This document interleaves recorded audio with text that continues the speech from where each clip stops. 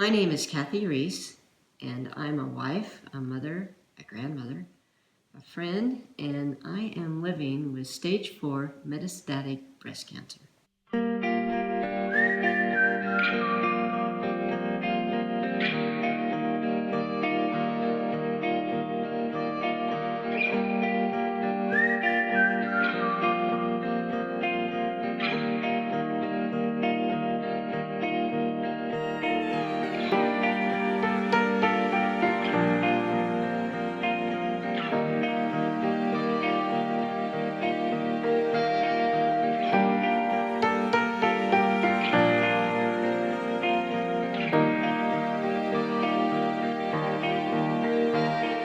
I was diagnosed in 2008 with breast cancer in both breasts. After surgery, it was discovered that it also spread through lymph nodes. I had chemotherapy and then radiation. Within about 6-8 months, it arrested it. I was in a very good place at that point. Didn't have a lot of hair, but I was in a good place. Usually, if you can go 4 years, they think you're okay. I actually went 7 years before I decided to become active again. 2 years ago, I was diagnosed with breast cancer that had metastasized to my bones. Which, if you're going to have it go somewhere, the bones are the best because they're the most manageable. Recently, the tumor markers were really, really high. It was determined that I had some spots in the liver. So that's where I'm at.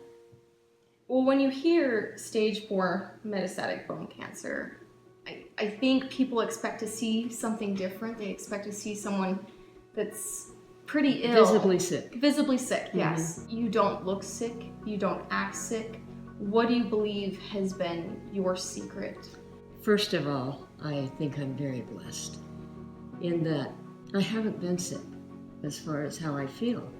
I feel really good. Also, I learned early on not to take those stage 4 and anytime they say how long you have to live, they do a real disservice because everyone's different.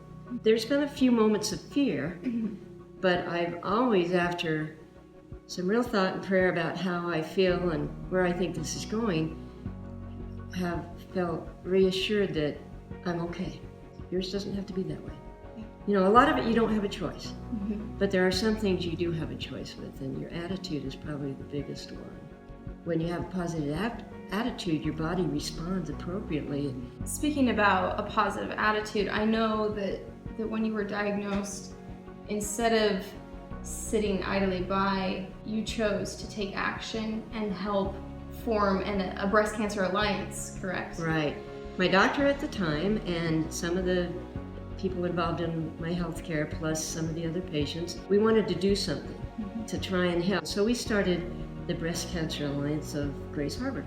We were able to raise enough money to help people through that time who had to come in from the beach or somewhere and gas was getting too pricey, or they couldn't afford a mammogram, or they couldn't afford a sleeve if they had lymphedema. Amazingly enough, the fund keeps replenishing. We've received grants and people donate to it, and so it continues to help people. Something about being proactive and helping others really helps yourself. I think that's a truth that anyone can take. Right. And apply in their own life. I think when you're focused on the negative and focused on what you can't do, ultimately it just brings your spirit down. But if you can focus on the positive, you can do things for other people. That's right. Do what you can. What you can do. Your daily life will be so much better. So a question I have for you. I think it's really easy as friends and family members, when you do have someone that has a disease like cancer or has a disability, to define that person by that disease or disability. But that's not how it should be. That doesn't define a person. For people watching, for your friends and family, what would you want them to know? Who is Sydney Rees and what defines you? Probably all the things that have always defined me. I'm a pretty happy person, you know, and that's always been the case. I'm able to get around hard times recognizing that my blessings far surpass any problem that I have. I found that maintaining your sense of humor is extremely important. And though people don't get a lot of my jokes, I think it's important that you continue to do that, just because it helps lighten it. And when you think about it, everybody has something that they're struggling with. And in the whole scheme of things, I don't know that I want anybody else's troubles. Just because we all have them and we learn how to deal with them and do the best that we can. And recognizing too that every day is a gift and a blessing. And so we don't want to waste it with being sad and down. What would your advice be to family members of people with a disease like this?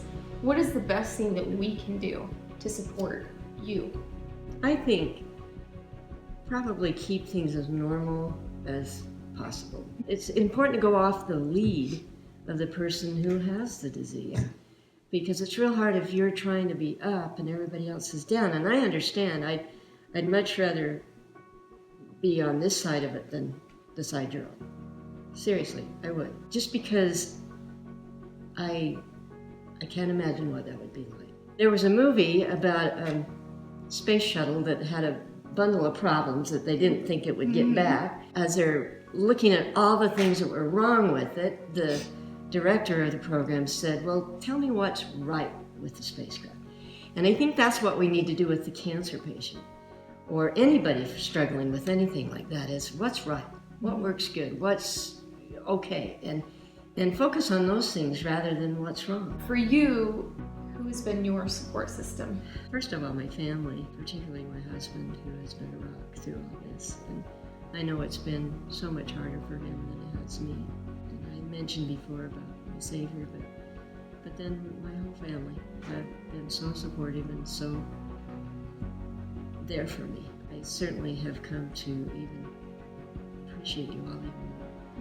The whole idea of this channel, and my hope, and I know your hope, is that this will find someone and touch them and help lighten their load. Yeah, help lighten their load. Enjoy every day. Have a hug and say, I love you. I love you too. I think probably one of the most important things is that you never give up. Never give up.